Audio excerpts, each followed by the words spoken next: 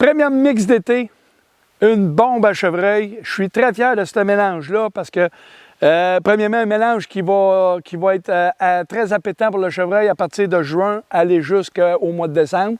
Fait qu'une longue durée de vie, ça c'est de quoi qui est hyper intéressant. Et puis, dans le mélange, on a comme en deux étapes. On l'a fait comme en deux étapes. Premièrement, on a 4 légumineuses qui vont apporter beaucoup de protéines durant l'été.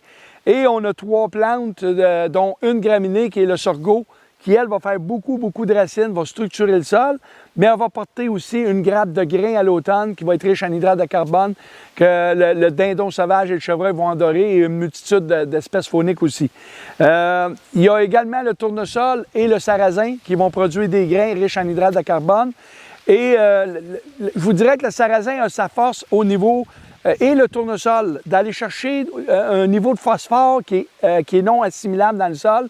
On a la propriété d'aller chercher ces phosphores-là dans le sol qui vont être retournés au sol pour nourrir les plantes dans un éventuel nouveau mélange. Les 4 légumineuses, on parle du lab-lab, qui est un haricot grimpant qui vont monter à travers le sorgho ou le tournesol, vont aller chercher la lumière. Donc, beaucoup de belles grosses feuilles riches en protéines, très agressifs.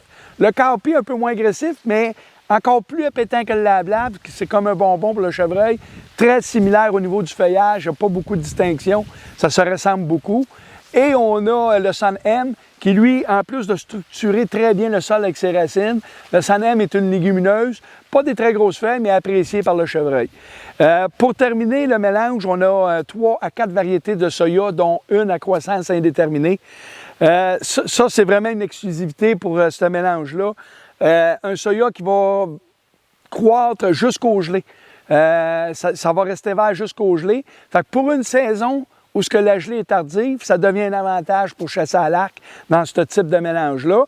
Et en plus, on a 2 à 3 variétés qui vont produire du grain qui, eux, éventuellement, vont être assimilables ou vont être disponibles pour le chevreuil à partir du mois fin novembre, début décembre. Personnellement, je considère ce mélange-là comme une bombe pour le chevreuil. À la limite, ça serait même préférable pour les zones à forte densité de protéger ce mélange-là pour qu'il ait le temps de commencer sa croissance, je dirais 3 à 4 semaines avant de laisser place au chevreuil parce que ça pourrait être un des problèmes. Mais c'est vraiment une bombe à chevreuil. C'est un mélange qui est, premièrement, excellent pour la production de lait pour les femelles en lactation. Produit beaucoup plus de lait parce que c'est très riche en protéines.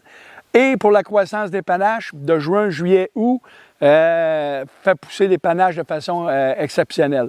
Fait que super beau mix pour les gens qui cherchent de la qualité au niveau du cheptel et pour la santé des sols, un combiné des deux, tout simplement magnifique.